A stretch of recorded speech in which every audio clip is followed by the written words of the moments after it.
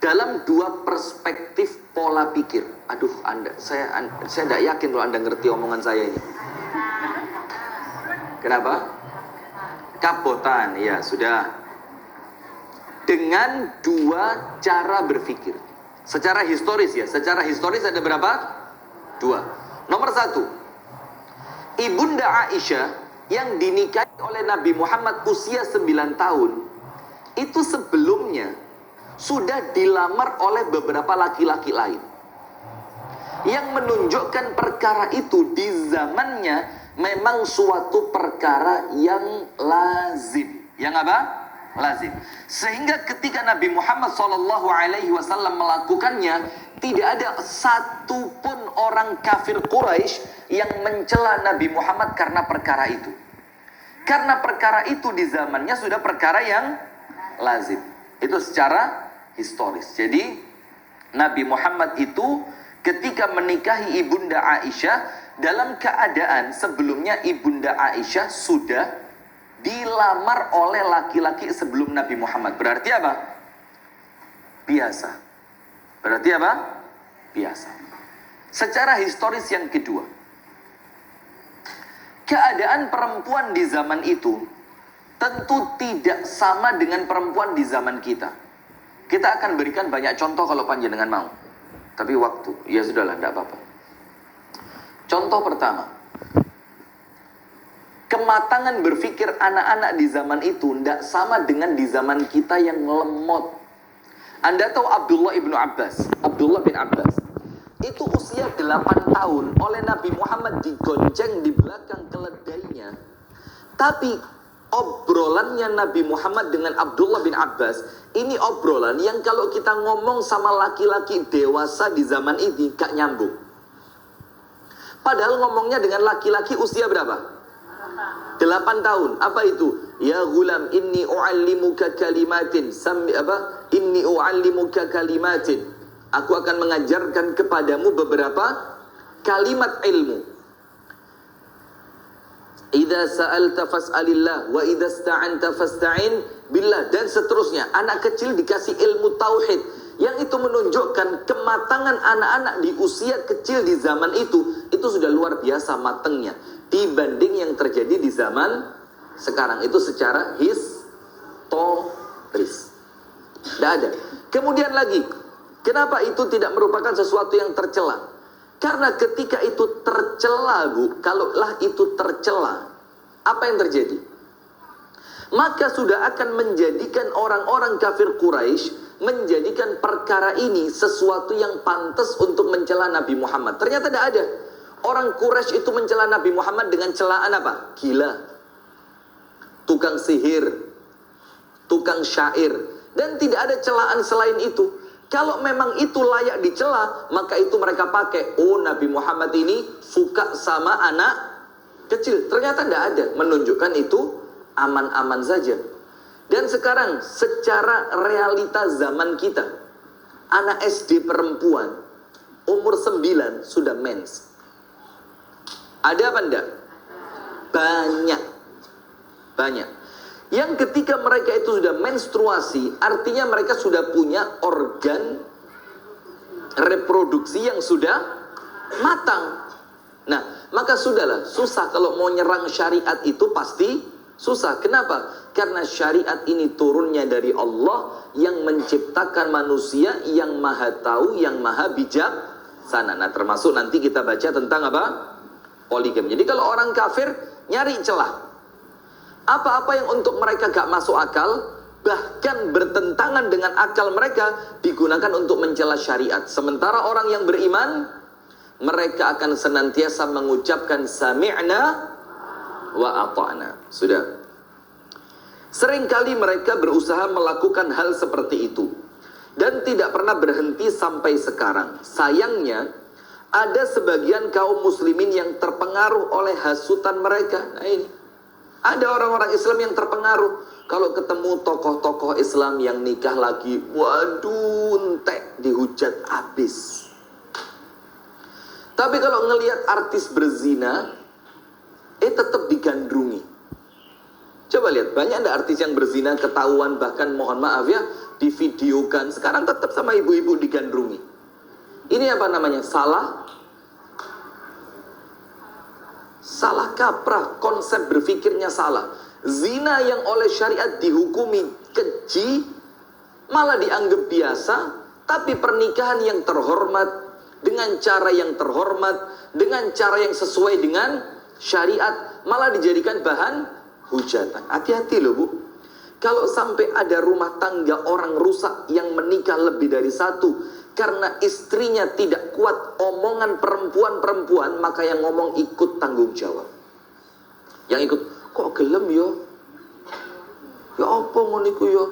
Nah, Anda yang ikut ngomong, kalau sampai karena omongan tadi istrinya merasa tidak kuat, akhirnya sampai rumah tangganya rusak, hati-hati. Yang ngomong, yang menghujat, yang mendiskredit. Aduh, percuma saya ngomong berat-berat, Anda tidak ngerti. Yang menyudutkan mereka secara pola pikir akan juga mendapatkan konsekuensi dosa. Nah, itulah makanya sayangnya. Sayangnya ada sebagian kaum muslimin, TikTok aman. Anda ada masalah saya bahas ini ya. Karena jangan dimatikan komentarnya, biarin aja, iya, malah biar seru. Kalau komentar mati mereka tidak bisa berekspresi, saya pengen tahu. Oke, sip, silakan komen.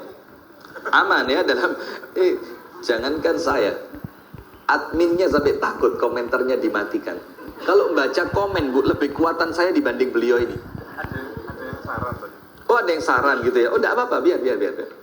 Jadi memang bagus ya dimatikan itu apa? Biar pendengar itu konsen dengan penjelasannya, tidak sibuk dengan membaca komentar. Ya sudah, matikan aja. Ada nyalain. Ya, sudah. Maka Bu, yang dirahmati oleh Allah Subhanahu wa taala, termasuk syariat ini Bu. Banyak orang Islam yang katut sama orang kafir, pada akhirnya apa? Mereka ikut-ikutan menghujat syariat yang mereka tidak tahu itulah syariat agama mereka sendiri. Kenapa kok terpengaruh dengan orang kafir? Yang orang kafir itu kalau menyerang syariat kita, yo pantes, namanya mereka orang kafir. Yang lucu orang Islam katutan orang kafir nyerang syariatnya sendiri. Faham adik-adik? Sekarang saya mulai tua, mulai kerasa tua saya sekarang. Masya Allah. Sudah. Sayangnya ada sebagian kaum muslimin yang terpengaruh oleh hasutan mereka. Mereka di sini siapa? Orang kafir. Tentunya hal tersebut disebabkan apa? Tulis, lemahnya ilmu mereka tentang agama. Jadi yang menjadikan orang Islam itu nggak pede dengan syariatnya karena kita nggak punya ilmu. Coba lihat. Ini kita ngomong apa adanya nggih. Panjenengan saya anggap sudah dewasa lah. Walaupun mungkin belum ya, tapi saya anggap dewasa lah. Maksud sekelas Hajah Yuning belum dewasa. Bu Sevi ketawanya biasa aja, nggak usah. Kok kayaknya ada dendam terselubung antara Anda dengan Hajah Yuning ini? Ada apa? Pernah rekreasi nggak diajak ya? Hajah Yuning, ada apa dengan Bu Sevi? Nggak ada apa-apa ya? Nggak ada saingan suami, nggak ada kan? Setan adu-adu. Astagfirullahaladzim. Sudah. Mali-lali saya mau ngomong apa tadi. Nah, termasuk syariat poligami. Kenapa orang Islam itu ikut-ikutan menghujat syariatnya sendiri? Kena hasutan orang-orang non-Islam karena mereka tidak paham tentang ilmu. Nah, maka itulah ibu-ibu sekalian, di pagi hari ini panjenengan jangan baper dulu. Termasuk yang di TikTok, jangan baper dulu. Kita akan menjelaskan poligami secara syariat yang syarat dengan ilmu. Dengan apa? Ilmu, supaya nanti, walaupun tentu ini bukan paksaan Bu, bukan mengatakan poligami itu wajib. Setelah panjenengan ngerti ilmunya, Anda harus mendorong suami untuk poligami. Tidak. Tapi apa? Supaya ketika ada orang yang mengamalkan, Anda sudah mengerti ilmunya. Anda tidak memandang sebelah mata. Paham nggih? Sudah.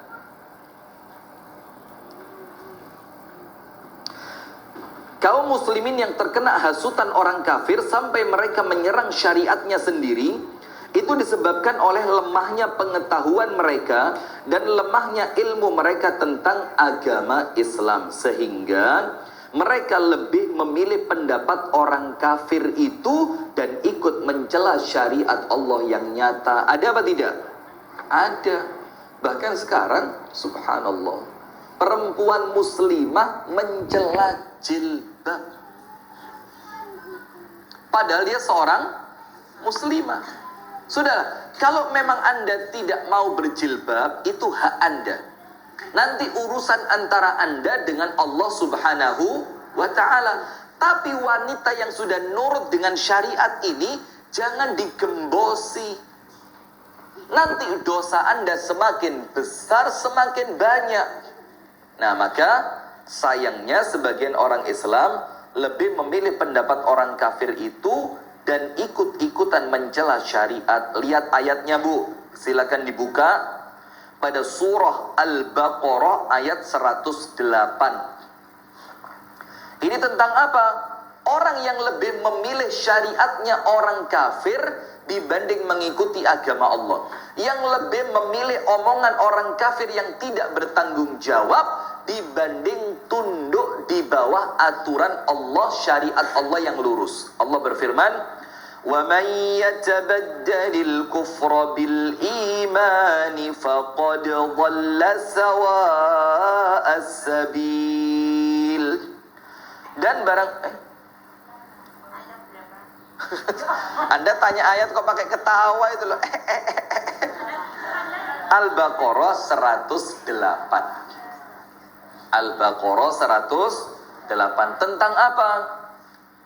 Hinaan dari Allah, celaan dari Allah untuk mereka yang menukarkan Islam yang lurus ini dengan mengikuti ocehan orang kafir yang tidak bertanggung jawab. Oleh Allah dicela mereka yang lebih condong kepada kekufuran dibanding syariat yang lurus. Islam ini, Bu, istilah Bu, mulai tangi turu sampai kate turu, bahkan ketika tidur semuanya lurus.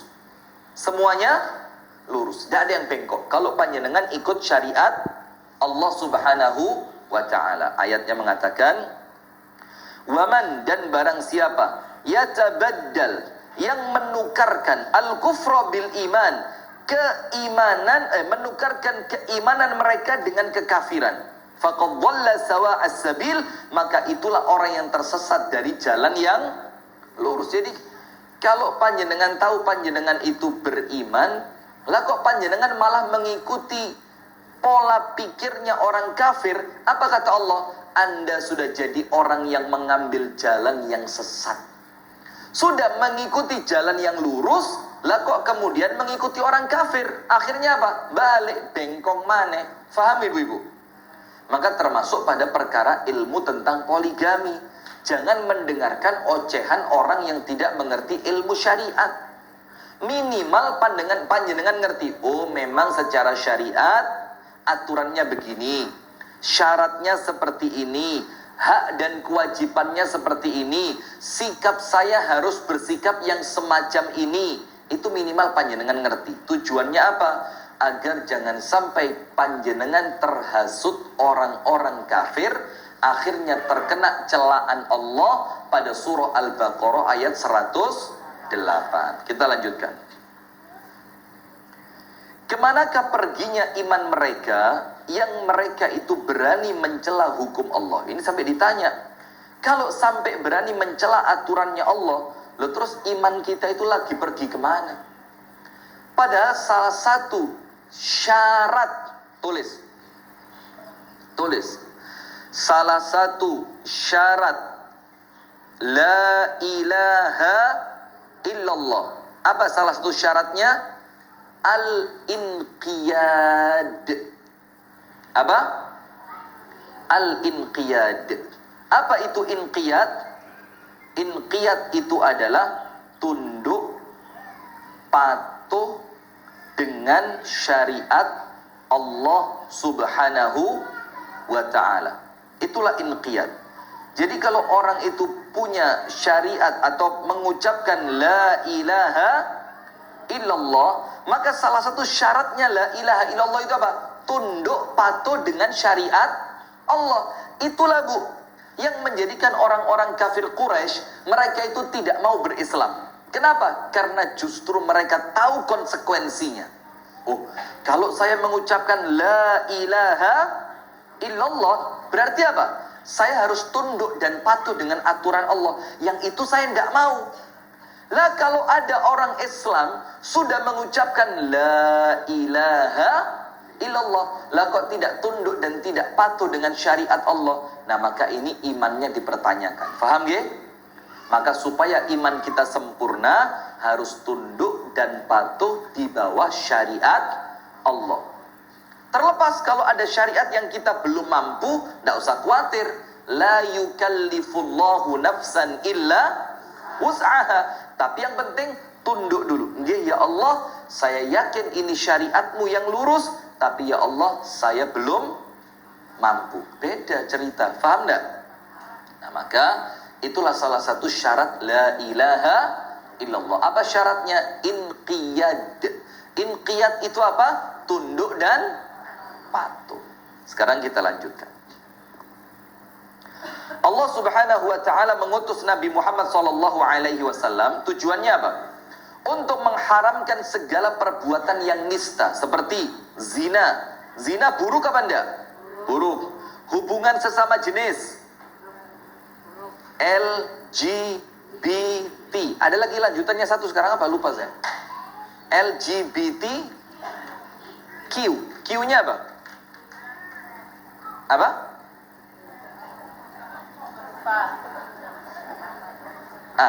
Itu Nabi Muhammad oleh Allah diutus membawa syariat yang lurus. Tujuannya apa?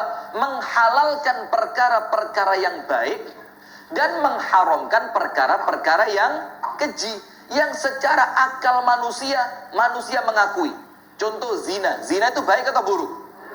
Tidak ada orang ngomong zina baik, Bu. Sampai pelakunya pun mengatakan itu buruk. Saya pernah cerita enggak di sini? Ada seorang jurnalis dari Prancis, perempuan. Tetanggaan di komplek rumahnya, tetanggaan sama imigran dari Aljazair. Jadi orang Prancis itu, Bu. Prancis Aljazair itu seperti Surabaya Madura. Nyebrangnya cuma pakai kapal feri. Maka orang-orang Aljazair, orang-orang Maroko, itu bahasa Arab mereka itu